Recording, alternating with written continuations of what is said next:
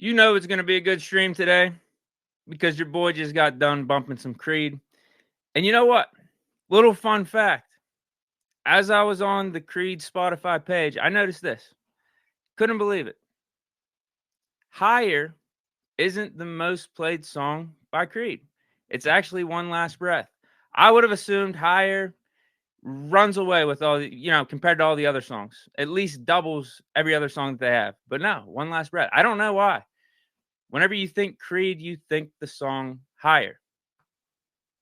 But that's that. I'm sorry. I'm just in a good mood. Just wanted to share that with you guys because we fired Matt Canada. So my mood is elevated. My mood is higher right now. And I think everyone is too. Like, does anyone disagree with the decision to fire Matt Canada? I think everyone in Steeler Nation is on the same accord. Hell, everyone across the national media is all on the same accord that Matt Canada should be gone from the Steelers organization. Like, this just wasn't working. This wasn't the offense. This ain't it.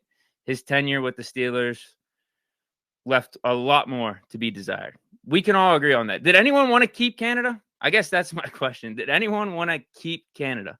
Is anyone against the firing? No, I don't think so. I mean, I'm excited. The good vibes are here. And to be honest, I was thinking this. I don't know if I've been this excited for an upcoming Steeler game in the Matt Canada era, or since Matt Canada has become offensive coordinator. Right? Like, it's been a while. I'm not going to include Ben's last season, because Ben is box office. Everyone's glued to their TVs. Everyone's rushing to see Seven play. So just last year combined with this year, is there a game you're more excited to see than this upcoming one with the Bengals? And that's saying a lot with how our offense has been under Matt Canada.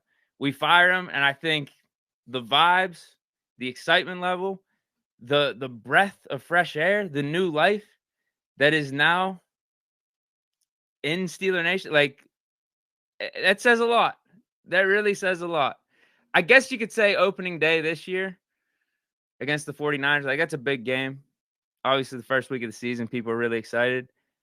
But outside of that, is there a game you've been more excited to see over these past 2 seasons? I don't think so. I mean, I'm giving you guys my answer. But let me see what you guys are saying in the chat. We'll hit up some Steelers Deekly. That's when we go over Steelers stuff on the internet and react to it. And then we'll talk about the Steelers offense, how it's going to look different. Let's close out the stream. Hollywood 7. This gave us life. Yes, it did. And the great part about it is we are 6-4 and are still in the playoffs right now. It's not like we have to climb this crazy uphill battle like we did in the middle of last year when we were 2-6 heading into the bye. And we had to go on that, 7-2 run just to get a chance to make the playoffs. And to our credit, we gave our best effort. We almost did. Came down to that Dolphins and Jets game. But right now, we are in the playoffs. So we know what we got to do. Raja Robinson in the house says now the players got to prove it. Flores F says, what's going to change, bro? Same playbook, same play, same quarterback. I will get to that later on. Some things that I think can be easily changed. Now, whether or not we do it or not, that remains to be seen. But with Canada being gone, I think there's a lot of quick fixes that this offense can accomplish. Man, we're back on Kenny. We're back on Kenny. Even though we fired the offensive coordinator, we still got the quarterback. Canada was sabotaging 8, man. Canada's days of sabotaging Pittsburgh greats at the QB position is over. You guys saw my pack video yesterday. It's over. First it was 7, then it was KP8. And there's a difference when I say Pittsburgh greats. I'm not lumping them in as Steeler quarterbacks because Kenny still has to prove a little bit more, obviously. But Ben as the Steelers quarterback, and then Kenny as the Panthers quarterback back in the day. Heisman finalist, like, I would consider him a Pittsburgh great. No? Costu says this is a very important game because if our franchise QB loses to another backup, this will be a bad look. It'll just be a bad look in general if the offense doesn't improve.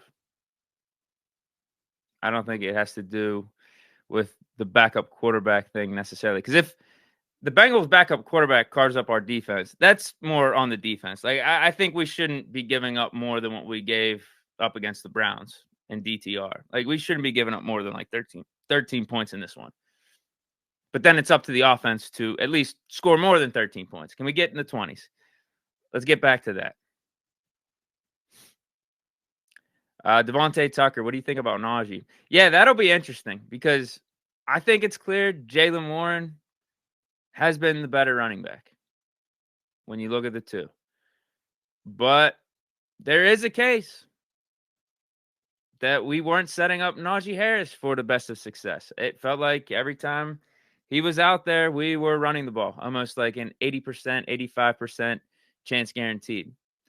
So that displays some predictability. That sets up Najee Harris in this offense for failure. So that's what I'm thinking. We got to mix it up a little bit. If we do got Najee Harris out there, don't just automatically run the ball. Don't just automatically not utilize him in the passing game either, because I think that was always a tell. If he's out there, it's either we're running the ball or we're not going to pass it to him. He's just going to be back there to block or be a decoy. So that's a big tip-off for the defenses. Yeah, F. Camberia 1 says, every time Najee's in the plays, they're so predictable. It makes me so mad. Yeah, I'm telling you. I mean, if we could see it just watching TV, what do you think these defenses and defensive coordinators are doing when it's their job to try to stop Najee Harris in the Steelers offense? Yeah, they know that too. All right, let's get into Steelers Deekly. Obviously, the main topic is going to be the firing of Matt Canada. And Mike Tomlin addressed it yesterday at his press conference. We had like back-to-back big moments in a way for just Steeler news. Because obviously the Matt Canada firing happened early. Like I woke up to it. It was like, 9 a.m.? But then I completely forgot Tomlin had a press conference and he had to address all this and react to all this. So we had a lot of stuff going on. And then Shaq Leonard was released by the Colts. And all of us are thinking, hey, should the Steelers be interested in him? Obviously, we need inside linebacker help. And I'll get into that in a little bit. But first, let's start off with Tomlin. So he basically discusses why Canada was fired. Here's the crux of it. Obviously, I'm not interested in assigning blame or deflecting it in any way. It's more in my natural nature to absorb it, to be quite honest with you. I've been in this role so long, I'm quite comfortable absorbing. Just rest assured that this decision was not taken lightly. Canada and Tomlin are boys. Like, they're friends. I think that's why it wasn't taken lightly. I've got a lot of respect for Matt personally and professionally. Yeah, there you go. It was not easy, but I thought it was necessary. This is a result-oriented business, and to be short, the improvements were not rapid enough or consistent enough to proceed. Goes on to say there's a lot of layers to it. Our most recent performance is a component of it. I just think you know when you're there, to be blunt. So my reaction to this is I think you're preaching to the choir. I think us fans that are listening to what you got to say here, you know, we're like in the church. We're saying like, amen, amen. Yeah, absolutely. Like the developments, the offensive production in general, it just simply wasn't good enough over the span that Matt Canada was here as the offensive coordinator. It's as simple as that. And then he goes on to say our most recent performance is a component of it. I just think you know when you're there, to be blunt. And I think what he's talking about there is the players tapping out, the players not responding, the players being debilitated with Matt Canada being our offensive coordinator and calling the plays. Because we've seen it. We've seen the buildup. We've seen the frustration. We've seen Pickens. Deontay, he had a little outburst on the sideline just this past week against the Browns. Pickett saying in his most recent press conference, you know, we thought they were going to be playing man-to-man. They came out in zone. We got to adjust quicker. Like, what's going on here? Najee Harris's press conference or his interview after the Browns game, where he was asked, are the play calls predictable? Do you think the defense knows what's coming? And it took him like 10 seconds to answer, but you could see in his facial expressions and flat out in his answer too. He told you, he said, yeah, sometimes they do know, to be honest with you. But I mean, even based off what his body language was and how he was thinking about whether or not to answer it or not, that told you everything that you needed to know.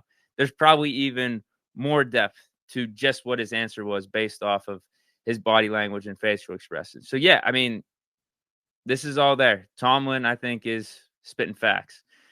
He goes on to talk about Pickett, though, in yesterday's press conference. And someone asked him why he still believes in Kenny being the starter. First, someone just asked him flat out, is Kenny the starter still going forward? He said yes. But then someone followed up a little bit later, like, why do you believe in him? And he says, because I work with him every day. I've been transparent about him and his willingness to work. This guy will do anything and everything. He works extremely hard. There's such thing as football justice, and those guys usually get what they are looking for. A lot of people are saying that Tomlin is picking Pickett over Canada, that he's still all in on Pickett by making this move. And yeah, why not? We drafted him in the first round. And you know me, I sound like a broken record in a way. I think he's shown enough to give him that benefit of the doubt, to give him the rest of the season. And we'll see how the rest of the season plays out, but I think you give him a third year as well. But the game-winning drives, the fourth quarter stuff, and also just simply how he played at the end of 2022, those last, 9 games. Like, he was good. He was good. There's stats out there. I know he didn't throw for the most attempts or anything, but just on a play-in and play-out basis, people are ranking him in, the top 2 or 3 amongst all quarterbacks in the league for those last 7, 8, 9 games. So, there's stuff there. This year's been weird. I mean, Matt Canada with the play calling, I think, has been off. I think the players have been off, but it's just been a mess as a whole. And we needed to switch up. We needed the change, and firing Matt Canada was the change that we needed. And hopefully it does spark this offense. Hopefully it does spark these players and gets us going in the right direction. But yeah, I'm with Tomlin on this too. I think everything he was saying in the press conference yesterday was valid. And then lastly, this was a big controversy because whenever the news first broke, you had the Steelers' Twitter account posting a picture that had Mike Tomlin's name on the firing. He gave his little message today we're relieving Matt Canada of his offensive coordinator duties, wish him the best going forward, blah, blah, blah, Mike Tomlin. And then Jerry Dulac, who's a Steelers insider, said that Art Rooney II, the Steelers owner, was the one that fired Matt Canada. So I didn't know what to believe. And then in the press conference, Mike Tomlin said it was his decision and his alone to fire Matt Canada. The quotes here say, leadership is lonely. I still don't know if I know what to believe after hearing this anyway, because it's not like Mike Tomlin hasn't lied or hasn't misled in his interviews and press conferences before. If I had to take a guess, I think it was a mix of both. I think Tomlin knew. I don't think he was lying on that previous quote when he said, when you get there, you get there.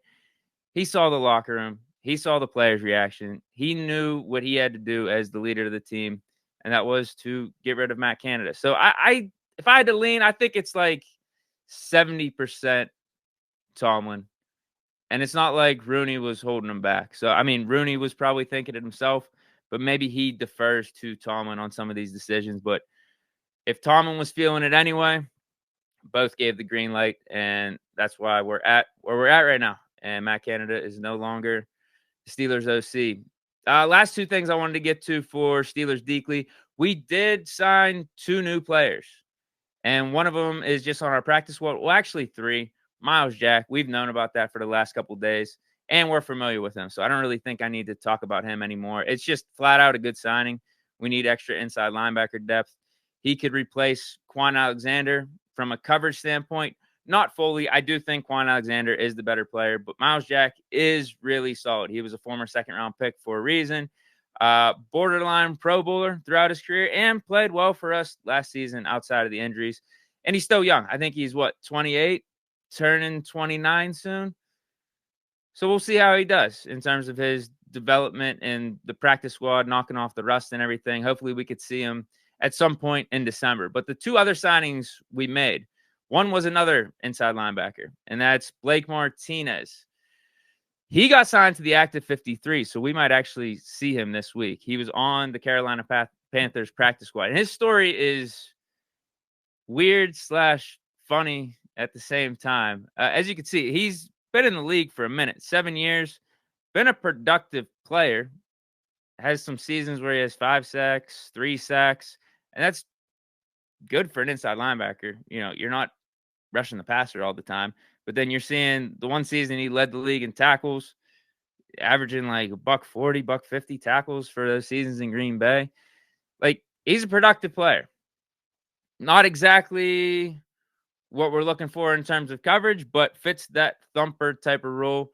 Not as good as Cole Holcomb at this stage of the game, but will fit into that mix, fit into that prototype of Cole Holcomb, or even a Nick Kwiatkowski, because he's another guy that we talked about potentially picking up. But Martinez obviously has been a more productive, more decorated player than a Nick Kwiatkowski up to this point. But the reason he was on the Panthers practice squad was because he announced his retirement earlier this offseason, that he was done playing football. And what he wanted to do was get into the card trading business, like Pokemon, not sports cards, but like Pokemon and that type of stuff, because he made big bank doing that. I think it was like a year or two ago. It's like 11 million bucks they said he made, him and his company.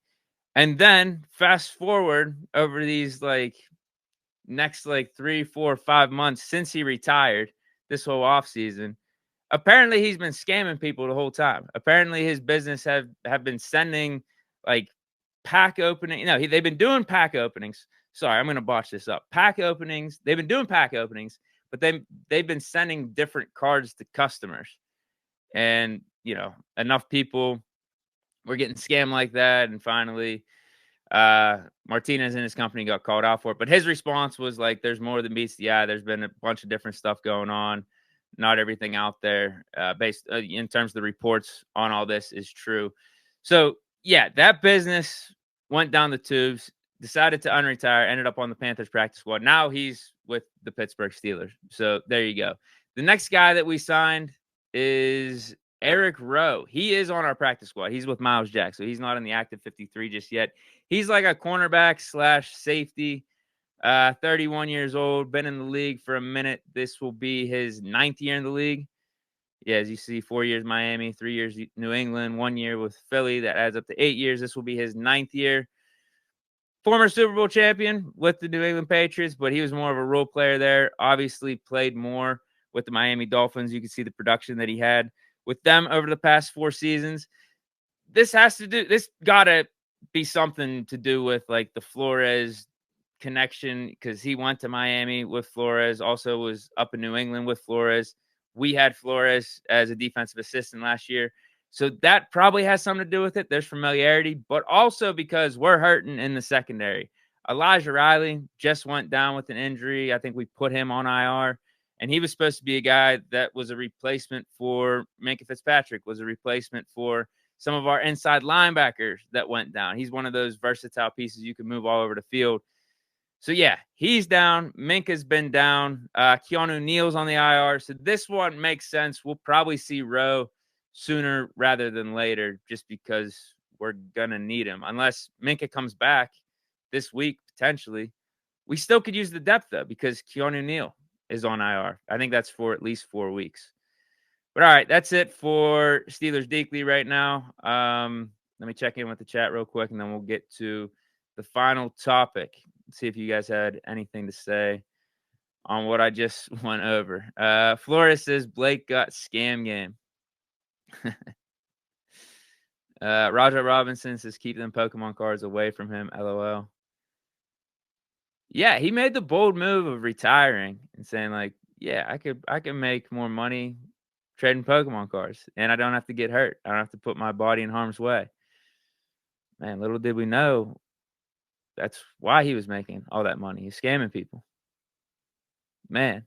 So it's like, is that the type of dude you want on your team? But I guess there's always a rebuttal or a response. Like, he has his side of the story. All those other people have their side of the story. So who knows? Who knows? He said there was more than to it than meets the eye. All those reports aren't completely accurate. Maybe someone will ask him. Maybe one of the Steelers reporters will ask him about it. Outside of that, he's in the past. As long as he makes tackles for the Steelers and helps us out, I ain't going to be complaining about it. It's just a pretty funny story. I mean, him and Miles Jack both retired this offseason. Now they're both here with the Steelers. F. Kim Beria. I keep botching your name. F. Kim Berry 1 says, hope we get Shaq Leonard. Yeah, I'm fine with it as long as he clears waivers and we don't have to take on his contract. Now, I did even more research on him yesterday. I kept texting my buddy. I was like, bro, are you sure the Steelers shouldn't sign Leonard? He's like, yeah, dude, he's done. He's done. So I don't know what to think. There's too many Colts people saying, like, it was a necessary move to get rid of him. Like, he's not helping them anymore. So if we sign him, we're not getting Darius Leonard. We're getting Shaq Leonard. We're getting this new guy that changed his name and that has been injured and just hasn't been able to get right. That's what I'm worried about. There could be an argument that the new regime, the new defense, doesn't really have him in the optimal scenarios and the optimal role. There's a case for that, but I don't know. I still think it's worth the flyer. Why not? Why not? The only problem could be is if, like, he really, really still thinks he's the alpha and whatever team he signs to, he expects, like, 100% of snaps, like, right off the bat. He's the leader of the defense. Then that could be some cause for concern. That might not make sense for the Steelers because I think we can manage with what we got. Landon Roberts, we got Miles Jack that's going to be getting called up here soon. Blake Martinez. You also got Mark Robinson.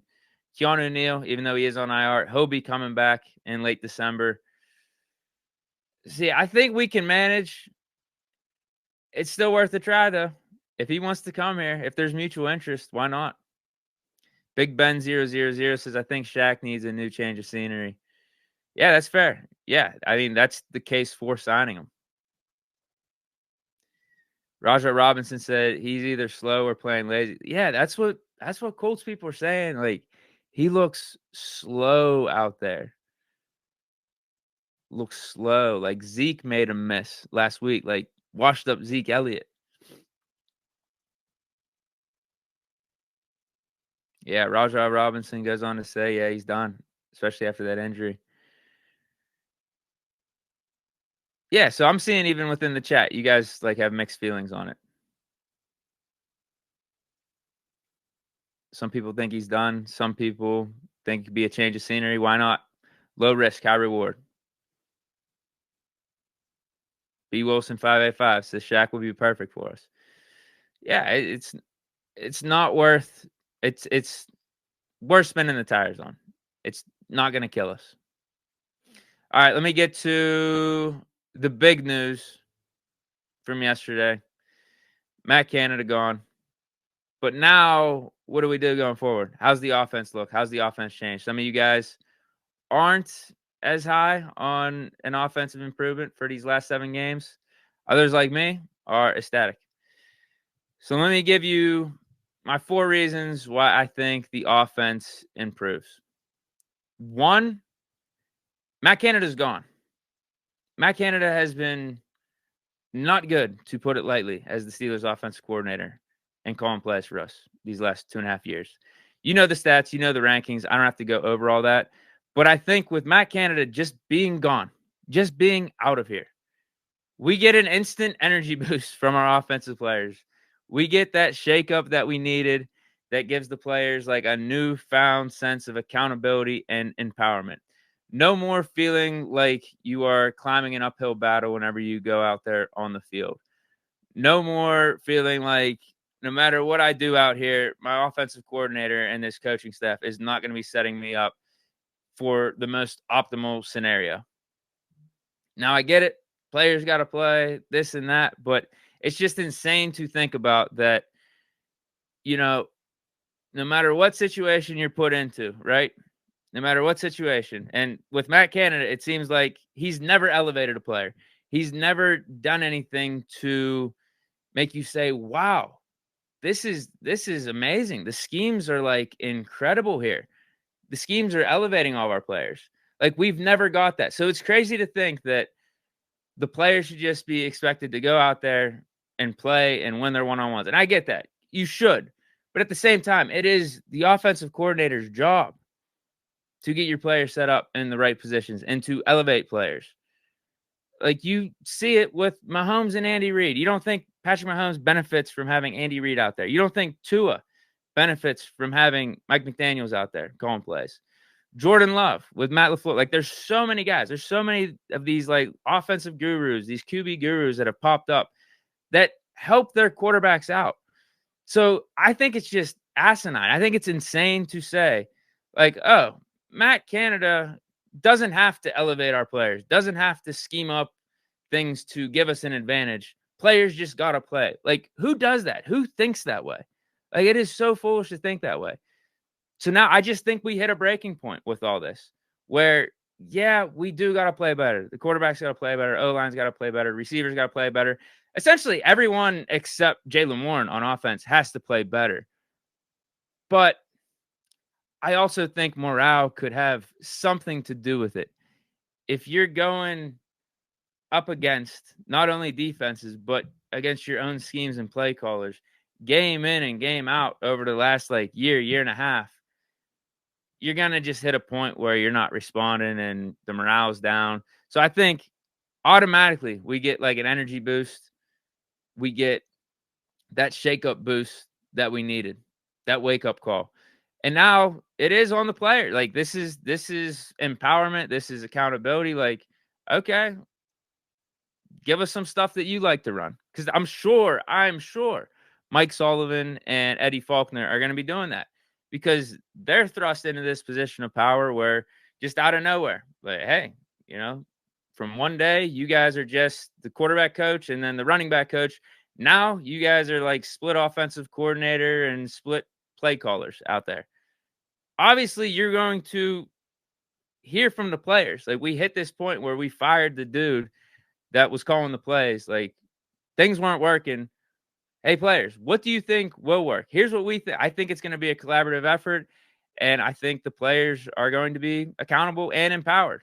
I think they're going to be excited, and that's the morale boost that I'm talking about, just with Matt Canada being gone. That's the first thing. Second thing, we should be utilizing the middle of the field more. We should be taking more shots downfield. We should be doing less with the lateral stuff, the jet sweeps, and just doing outside routes with George Pickens. We should be. Now, I don't know, and this goes back to what some of you guys were saying. Oh, is anything going to change if Kenny Pickett is still the quarterback? I got a feeling, and we'll see. We'll see how things play out. I got a feeling that Pickett was told to be more conservative, to make some of these dump offs, to not turn the ball over. But now with Matt Canada gone, is it going to open things up more? Are we going to attack the middle of the field? We should be doing all this. We should be. I even saw some tweet that Pickett's quarterback coach, and so obviously if it's Pickett's quarterback coach, he has a pretty good relationship with Pickett. He said that he wants the new offense to be attacking the middle a little bit more, taking more downfield shots. So I don't think that's coming out of nowhere. That's got to be coming from a place of, yeah, I've been thinking this way for a long time. Now, here's the other question. Was it really Tomlin telling Pickett or directing Pickett to play more conservative and not turn the ball over and stuff like that? There's a case for that too. So we'll find that out as the rest of the season plays on, starting with this Bengals game and how we're going to see differences from this offense. But worst case, we're getting a morale boost. We're getting an energy boost just from getting Matt Canada out of here. But these are the other things we should be seeing. More shots in the middle of the field, featuring our tight end, Pat Freiermuth, the borderline Pro Bowl tight end that we have. I also think, and that, I'm going to just transition to this because it kind of goes hand in hand. My third point is we got to just feature our star players more. Literally scheme stuff up to get the ball in their hands. We have Deontay Johnson. We have George Pickens. We have Pat Freiermuth. We have, I was going to say Calvin Austin. He's not proven enough yet. Allen Robinson, he's a little bit more over the hill. But those three are stars at their respective positions. Stars. Like, why aren't we doing stuff where, hey, I'm going to move Pickens or Deontay in the slot. and just give them a quick drag route over the middle. Give them a slant over the middle. Just get the ball in their hands and see what happens. We used to do that with AB all the time. If he wasn't getting the ball in the first quarter, we just sit back and say, all right, second quarter's it. I don't think AB's got a catch or anything. Let's just give him a screen pass. Let's just give him a slant. Let's just see what he could do. Start feeding him. We got to do that with our star players. I talked to you guys about the chart with Mike Evans versus George Pickens. I think it was 2 weeks ago. There's a chart of Mike Evans. They moved him all over the field, have him running all these different kind of routes. George Pickens, why don't we do that? You see his route charts. It's just him on the very outside doing an out pattern or a button hook or just doing a streak across the field. That's it. That's literally it. Move him around. Get creative. Try to scheme stuff up so we get playmakers the ball. And that's something I don't think Canada has done. And then lastly, just be less predictable. Be more creative. Build off the plays. I mean, we already talked about Najee being in the backfield. Felt like every time he was out there, the defense was tipped off that we were going to run the ball. It was like a 70 to 80% chance we were going to run the rock with Najee. If it wasn't, he was just going to be a decoy or we're not going to pass him the ball, so don't worry about him there. But then also, Dan Orlovsky said this, and I thought this was interesting.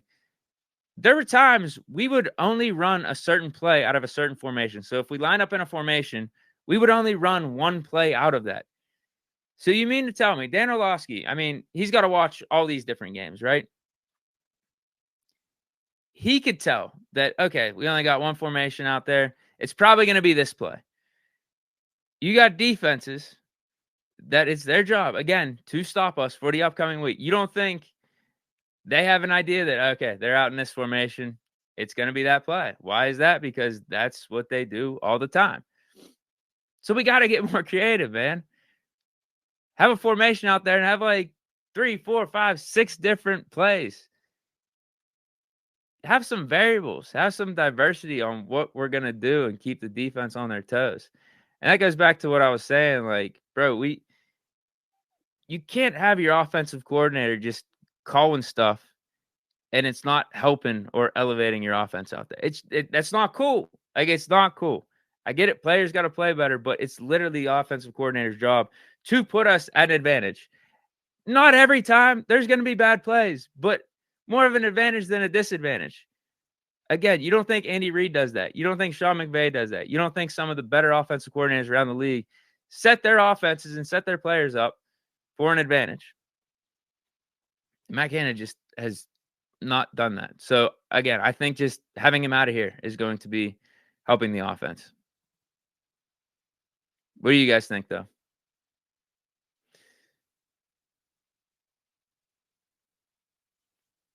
Yins DBs 53 says Kenny has missed throws, but we've seen too much good from KP to write him off so soon. Agreed. That's what I'm saying.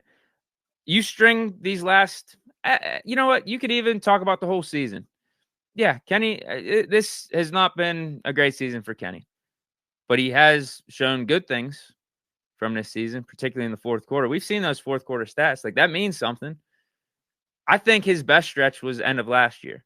And that's why 2023 is a disappointment for me, because I thought there was going to be a lot of improvement, a lot of development off of the end of 2022. We just haven't gotten that yet.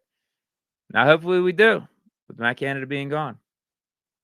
This is going to be the thing. This is going to be the thing people want to see. No matter if you're a Kenny truther, a Kenny hater, in the middle. Let's see what Kenny looks like without Matt Canada.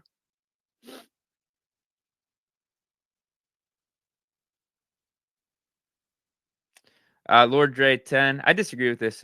Kenny Pickett should have 10 interceptions if it weren't for defensive drops.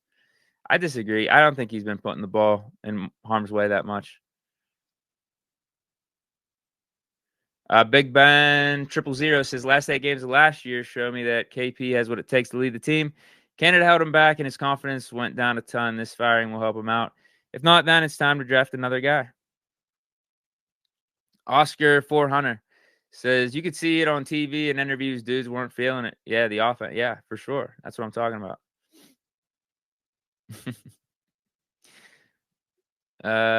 Mario Damiano. I wouldn't hire Matt Canada to coach Pee Wee. He also says Kenny needs to be unleashed. Let bro throw down the field. For sure. For sure. For sure. Devontae Tucker says, wait, Pat Mahomes isn't Pat Mahomes without Andy Reid. I'm not saying that. No, I'm not saying that. Not at all. You don't think Patrick Mahomes benefits from having Andy Reid as his coach, as his coordinator, play caller? You don't think he benefits from that a little bit? Which is a good thing. I'm not saying it's a bad, like, that's literally what coaches are there for, to help their teams, to put them in the best spot possible. When can we say Matt Canada has done that? At least on a consistent basis. There have been games this season when I was like, you know what? I thought we did good things. Packers game, we came out right out the bat. 3 for 3. First 3 series. Scored on all of them. There are games. It has been nowhere close to consistent enough. I would say 80 to 85% of the time, maybe even 90% of the time, we're up against the 8 ball with Matt Canada scheming and calling plays and giving us the game plan. What do you guys think of that? I mean, honestly, when have you ever felt, at least on a consistent basis, that, yeah, this was awesome? Like, Matt Canada really schemed this up well. I don't know. End of 2022, we definitely had stretches. And that was one of the reasons why I was fine with bringing Canada back, because we were winning games. I thought the offense was tailored a certain way for us to win games. And I was like, yeah, let's see if we could build off that. We were actually running a successful offense, in my opinion. It wasn't pretty, but we were running the ball good. Kenny was making plays, weren't turning the ball over. I thought we could have been a force to be reckoned with in the playoffs. But I also did say he should be on thin ice, because his body of work, has been 70 to 75% a failure as the OC. So to see how we started off early this year, that's why I was like, fire Canada. I'm good with firing Canada. I think it makes complete sense to get rid of him. But then, to his credit, after the bye, I think the offense did improve a little bit, but not enough. And that's what Tomlin said in the intro right there. That's what he said in the press conference. The development, the progression, the improvement just hasn't happened to the degree that we want it. And then I do really think the Browns game was a breaking point with all that. Now, it's interesting, if we get that game-winning drive and we end up getting out of there with a win, is Matt Canada fired? I don't know.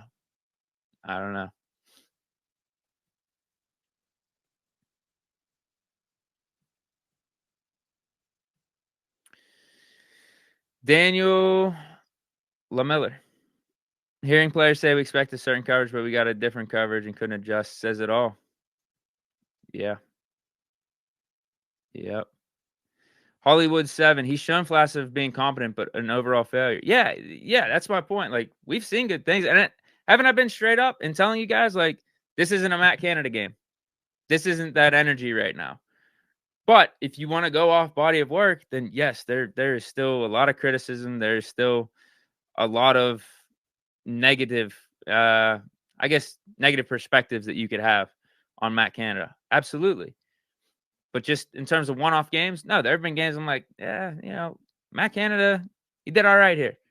I don't think there was anything wrong with the play calling. We just, players miss plays. I think that's it for today's show, guys. I think that's it. Hope you guys enjoyed. I'll be back post-game Bengals. You know that's going to be a banger of a show. First game without Matt Canada. We'll see how it looks. We'll see how Kenny does. We'll see how this offense does. We'll see what looks different. And we will talk about it. So, hope you enjoy this one. Stay chilling. Enjoy the rest of your Wednesday. Have a great Thanksgiving as well. Have a great Thanksgiving. And I keep on forgetting to say this at the end of these streams. Like, follow me on the Bleacher Report app. I think my tag's @Deke_. So follow me so you know what streams are coming up. But hope you enjoyed. I'm out of here. Stay safe. Happy Thanksgiving. Peace.